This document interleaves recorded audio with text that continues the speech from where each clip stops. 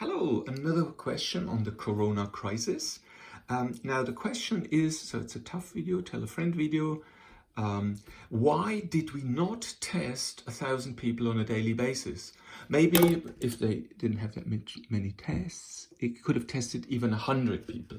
But what would have happened if they would have tested 1,000 people on a daily basis?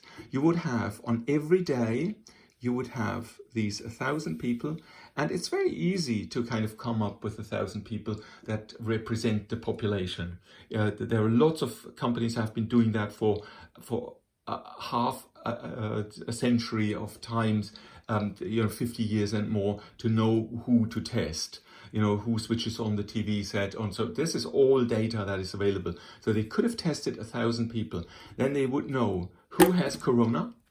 Yeah. Who has corona. Then they could have seen who had maybe like this intermediate and is ill. Maybe then he's already in hospital, so has symptoms. Yeah. And then there is like this middle thing. It's they have corona, so they have corona but are not ill. Yeah, so don't show symptoms. And then the next group would be people that are immune.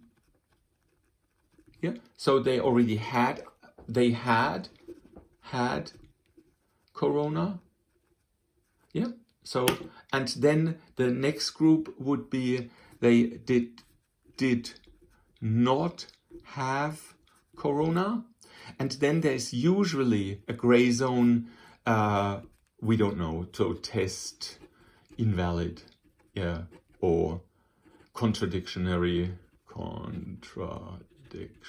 So they would have that on a daily basis all over Germany, for example, if they would have done it in Germany, and it wouldn't cost that much, and then they would have had a curve they could plot, where they say, okay, so many had it, so many are immune, and so on. So they would have a fantastic curve over every day, and they could have seen everything, and especially this area, and did not have corona, and then maybe even validate their tests. So why did we not see this test?